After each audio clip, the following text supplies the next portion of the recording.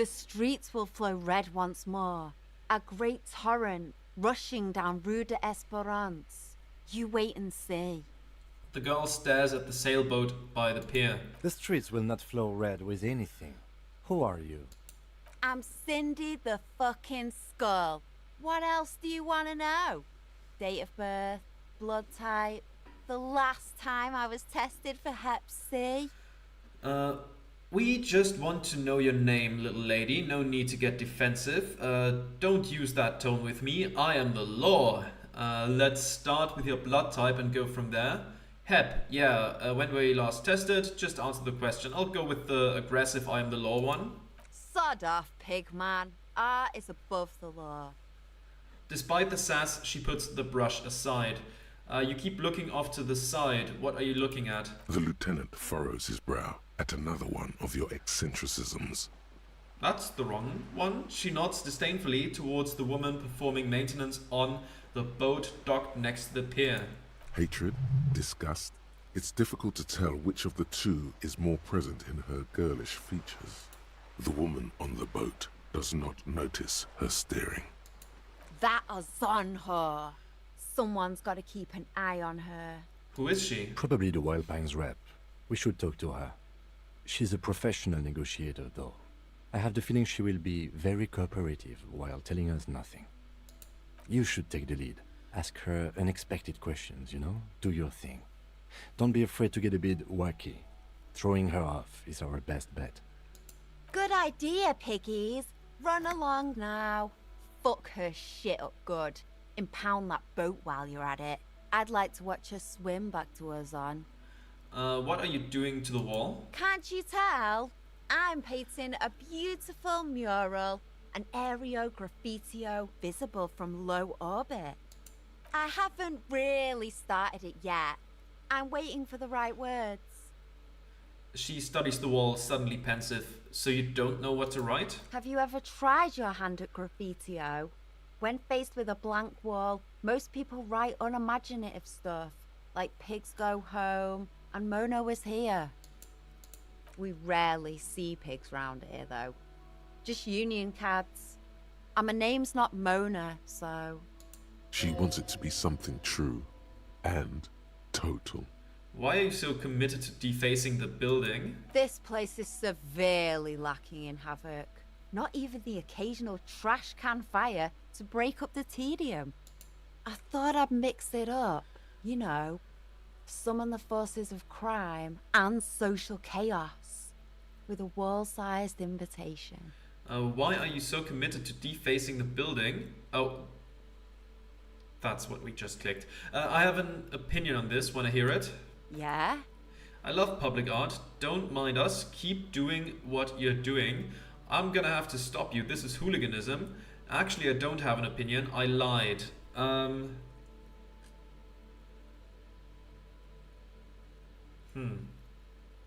mean, I personally don't mind it, so let's go with this one. This is hooliganism. Let's be realistic. What are you going to do? Climb up there? You heard your partner, Piggy. I'm unstoppable. I don't condone the idea of using physical force on her. She's a girl. Do you know anything about the recent murder? I ain't no snitch, Pigstein. Go forth and forage in someone else's shit. No shortage of squealers in these parts. Actually, there is a shortage of people who talk to us in a normal, calm, informative manner. We weren't put on this earth to make your life pleasant, fucko. Cindy, I need some paint and your brush too. What for? I'm doing renovation. It's boring but necessary. For my motor carriage, we're going undercover. The apocalypse is coming. I need to warn people. Or for art. It's for art, okay? Let's go with the third one. What do you think I'm trying to paint here? A mural for a better tomorrow? Why do you really need it? For art. It's for art, okay? Well, if it's for art... But what kind of art are we talking about? To be honest, I haven't really thought of anything yet, but I'm sure I will. Everything is sad and shit, and we need art to make it okay. Just give me the brush. Grand art, art deluxe, the artsiest, most groundbreaking. Okay, let's just have illusions of grandeur here. Let me stop you right there, Piggy.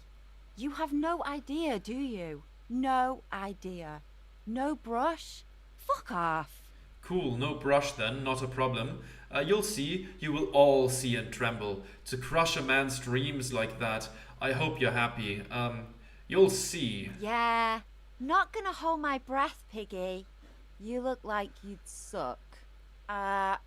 Everything really.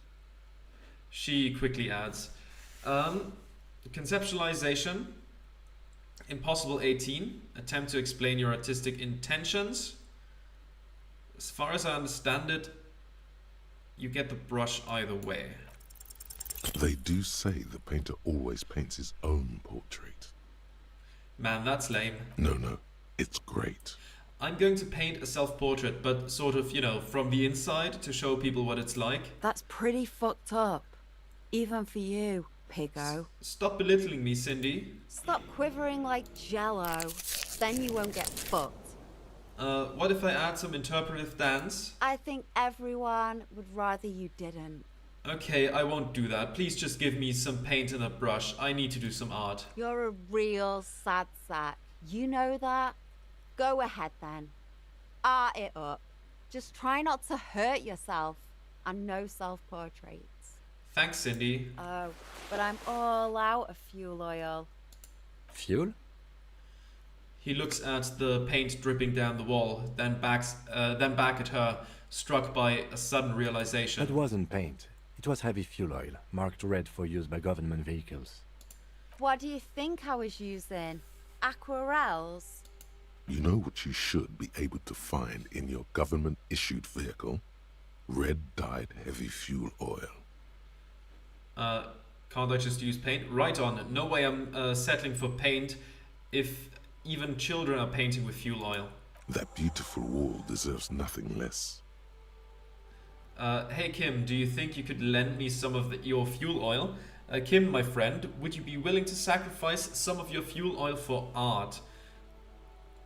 Let's be really insincere and call him my friend. My fuel oil is for my kinema. Use your own fuel if you are unable to contain your artistic impulses, but please, leave my kinema out of it. Catch you later, Cindy. Watch your back, Ungulate.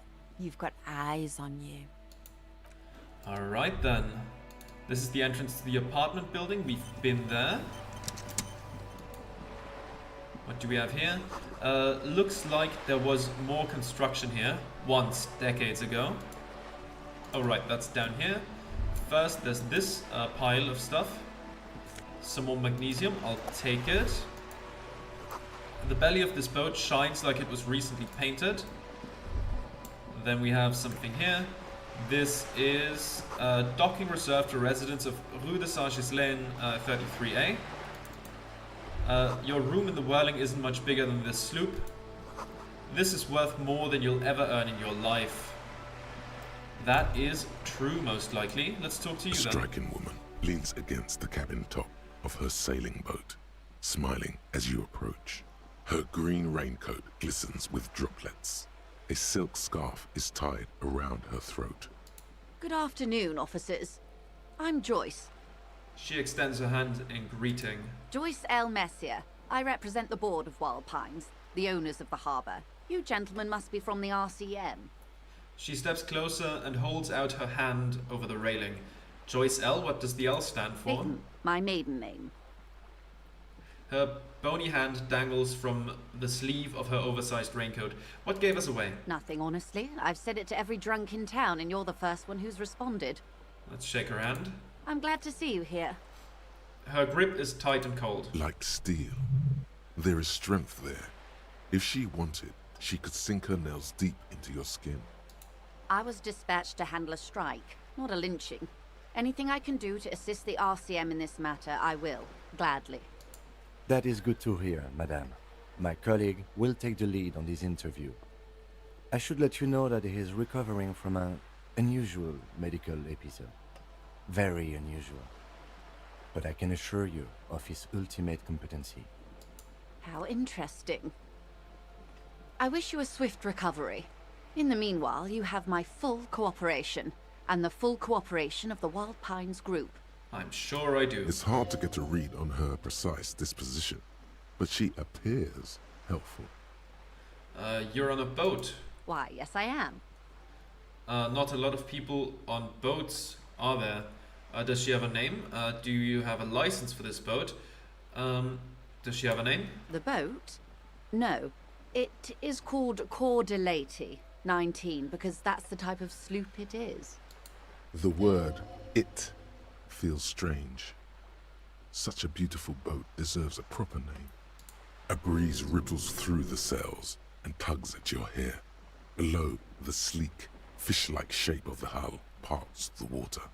Beneath that, a resounding darkness. You're reminded of something. Or someone.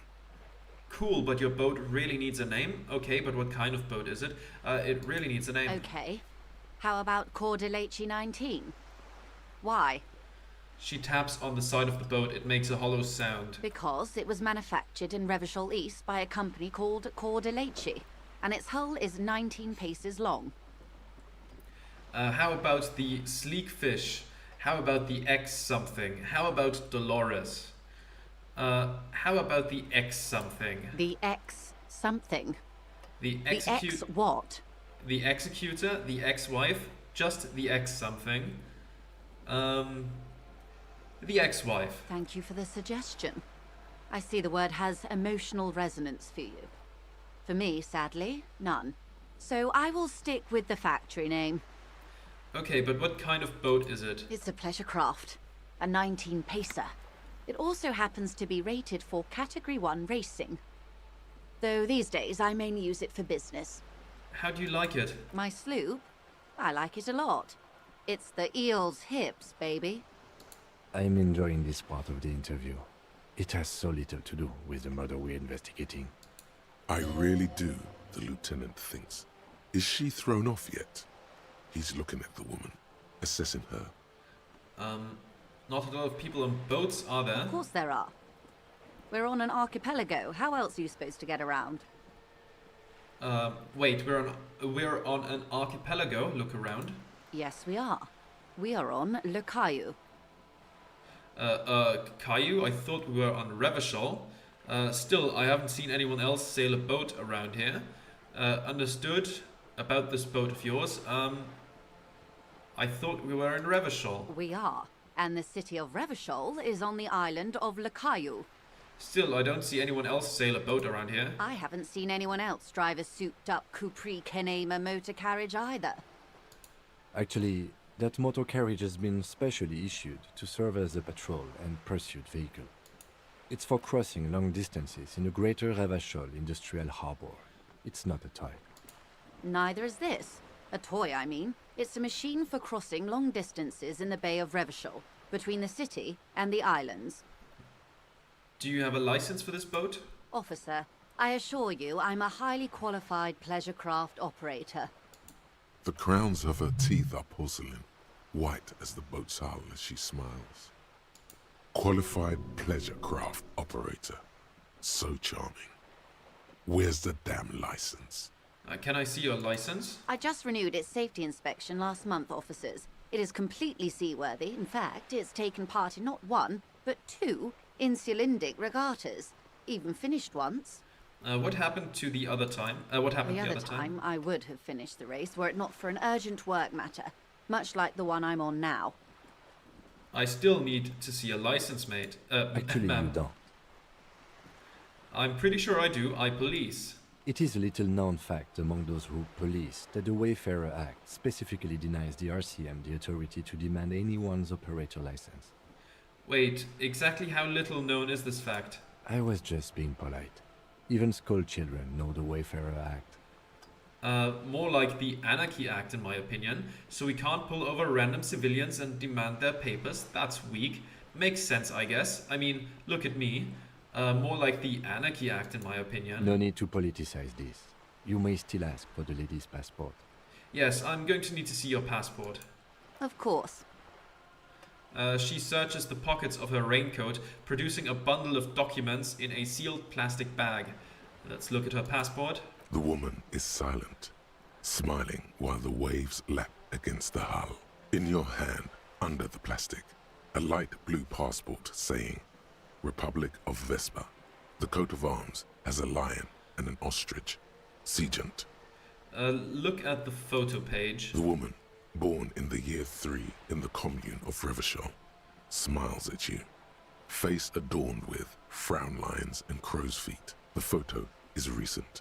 The name reads, Rejoice Leighton Messier. Your name is Rejoice? Yes. But please don't call me that. Why? Joyce is much more efficient. She doesn't like it. Probably a bad memory. Mean girls at school or some ancient lover. You're from Vespa? My husband is. I have dual citizenship. A Vespertine is handier when traveling. Everything appears to be in order. Give the documents back. She nods and returns the plastic bag to her coat. I think I have a handle on the boat thing. Good. Tell me about Wild Pines. What do you do? What we do? I'm afraid I don't speak for Wild Pines as a whole. It's a giant undertaking. So what do they do? The Pines' core competency is logistics. Container shipping, freight, that sort of thing. See those airships there, blinking? Those are the shipping side of things. And that is the terminal. Another subdivision deals with energy, oil and gas exploration, offshore platforms. How much money does Wild Pines have?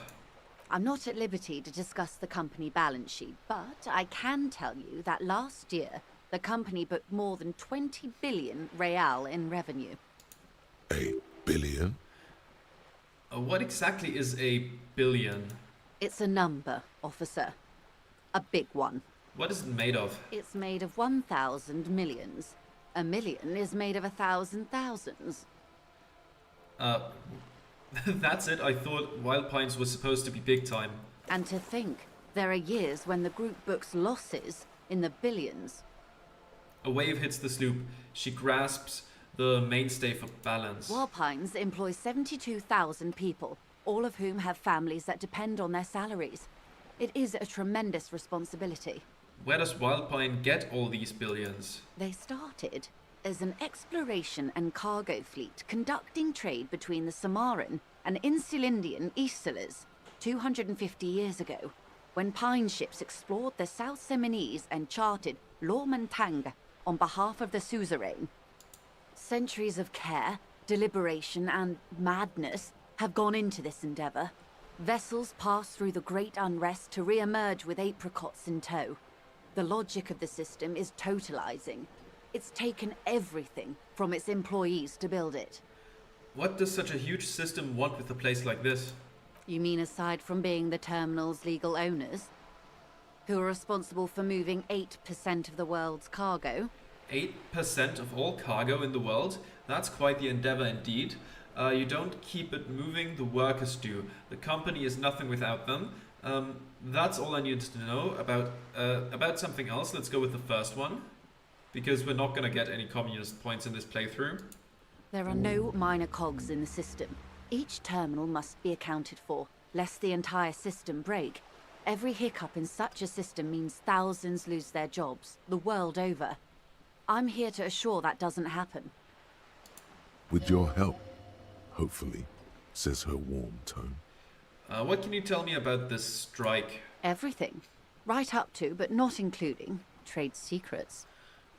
Wait, what if I want to hear about trade secrets? First, you'd have to repeal the Emergencies Act of Trade in Aliments. That gives me the right to silence. It's quite the octopus. An octopus? I will slay it. How do I repeal it then? Wouldn't want to disturb an octopus, better let it be. I will slay it. Good luck is only kept in place by the vested interests of half the civilized world, including your own. What the ma'am means is that the Emergencies Act and the RCM both get their authority from the coalition government. But I am derailing us. You wanted to know about the strike. What's your role in this precisely? I believe the official title is Senior Labor Negotiator. In practice, I'm a grocery clerk. I relay the union's demands to Wild Pines and return with Wild Pines' counteroffer. And how are the talks going? They're not. That's the problem. The union stopped all negotiations a week ago, after that awful lynching took place. Now they won't even let me into the harbor. There's a 2-meter-20 racist behemoth blocking the gates. You mean Jean-Luc, my race mentor? He's a great teacher, a man of virtue, I suppose? Sure, let's say it. Oh, so you've met him. Has he beguiled you with his inane theories? My colleague has his peculiarities. Let's not go into this particular one just yet. Of course. To each their own. How were the talks going before the lynching? Let's say I was not making the kind of progress I'd hoped for when I first arrived. And when did you first arrive? I arrived 3 weeks ago. Yes, in the middle of February. The bay was still partially frozen then. I prefer to do these things on site, like the RCM. But the strike began in December. He looks at his notes. I wasn't the original negotiator here. I took over after Mr. Gaumont hit a wall with Mr. Clare, the union boss. Mr. Clare refused to speak with Gaumont despite concessions he'd granted the union in prior negotiations. This isn't the first time the union has gone on strike. Heavens no.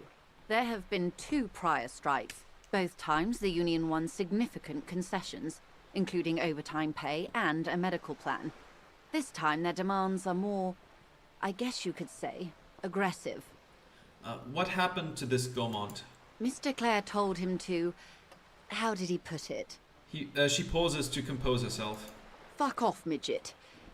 Gaumont is short of stature, you see. Cool. Yes. Extremely. Keep in mind, this is a negotiator Mr. Clare has worked with before, and who was more than fair with him and the union. What are their demands? There are leaflets everywhere, and banners. What did they say again? Oh yes. Every worker, a member of the board. I like it. I don't know what to think about that. Over-aggressive commie posturing. Seems like they have no idea about business. Forget it, I wanted to ask something else about the strike. I mean, we could get some capitalist points here, and with them, some real. Do we do that, or do we go further down the fascist route? Let's get some money via capitalism. In its defense, another said, demand democracy. Pretty tame stuff compared to every worker, a member of the board. What does that even mean? Most of them probably don't know what that means. Let's go with the second one because it's condescending. Fortunately, they explained it. Every time the Wild Pines group makes a decision about anything, it needs the signature of each of the 2,200 workers in its Martinez terminal. Just so you understand, this is but one of 22 terminals owned by Wild Pines. Essentially, not only are they kings of the company, they are also kings of the 72,000 employees of Wild Pines Group. That's pretty funny, I have to admit. The workers can't be kings, the king is king. The king is dead, long live the workers. What are you going to do? Let's go with the workers can't be kings. That may well be. It's not up to me to decide who is king, but as negotiations go, it's not a swell start. What are you going to do? I'm not sure. Naturally, I assume that was just their opening position. A hard-nosed tactic with a side of mockery. But there's been no follow-up, just the same nonsensical slogan repeated over and over again. And now, people are getting lynched, I hear. Behind the whirling in rags. A disastrous situation if there ever was one. Excuse me, from whom did you hear about this lynching? I first heard it from the bowyer at the gates. The one whose very name advertises his aversion to work. I think he said it was, call me mañana. This checks out. The scabs at the gate, did you put them there? The scabs? You mean the huddled masses of Jamrock, come to plead for work where the union refuses to? If they were organized by Wild Pines or its affiliates, then it would be a company secret. I could not share it with you. Not right now, at least. What do you think of Everard? Everard Clare is a man of the utmost integrity. If you can say one thing about him, it's that he always puts the interests of the workers first. Really? Of course not. Everard is fantastically corrupt. I imagine he has a thick, viscous goo where you and I have blood. That's Everard, all right. He is the most corrupt individual I have ever seen, and I deal with men like him for a living. If there is anyone more venal, more irredeemably nepotistic than it's his twin brother, Edgar.